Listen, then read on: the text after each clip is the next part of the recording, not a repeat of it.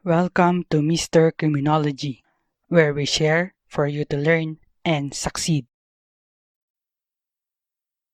In this video, we will be discussing the crime of illegal assemblies. Illegal assemblies.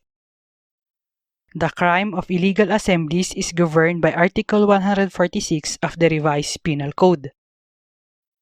Under Article 146, the crime of illegal assemblies is committed by organizers or leaders of any meeting attended by armed persons for the purpose of committing any of the crimes punishable under the Revised Penal Code, or of any meeting in which the audience is incited to the commission of the crime of treason, rebellion, or insurrection, sedition, or assault upon a person in authority or his agents.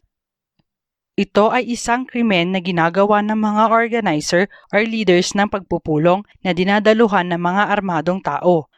Ang layunin ng pagpupulong na to ay para gumawa ng kahit anong krimen na pinaparusahan ng ating Revised Penal Code.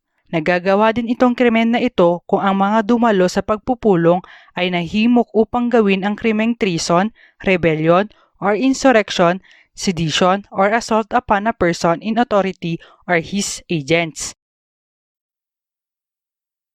May dalawang klase ng krimeng illegal assemblies. First, any meeting attended by armed persons for the purpose of committing any of the crimes punishable under the Revised Penal Code. Pagpupulong na dinadaluhan ng mga armadong tao upang gumawa ng krimen na pinaparusahan ng ating Revised Penal Code. Dito po, hindi kailangan lahat ay armado. Pwedeng may mga dumalong walang armas. If the unlawful purpose is a crime under a special law, there is no illegal assembly. If the assembly is in the public places defined by BP 885, what will apply may be the Public Assembly Act, or the crime committed will be illegal association, depending on the circumstances surrounding the case. Pag ang gustong gawing krimen ay pinaparusahan under a special law, hindi po illegal assemblies ang crime niya. It is very clear under Article 146 that the crime intended by the accused to commit should be under the Revised Penal Code.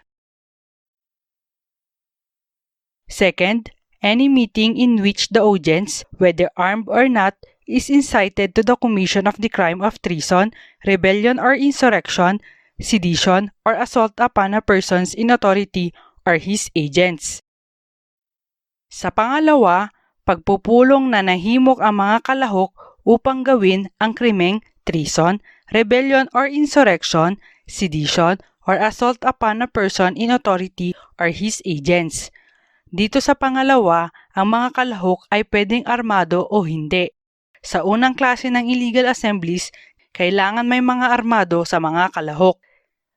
When the illegal purpose of the gathering is to incite people to commit the crimes mentioned above, the presence of armed men is unnecessary.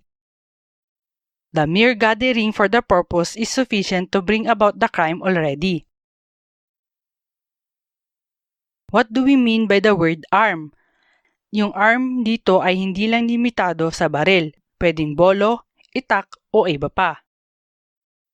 Persons who can be held liable.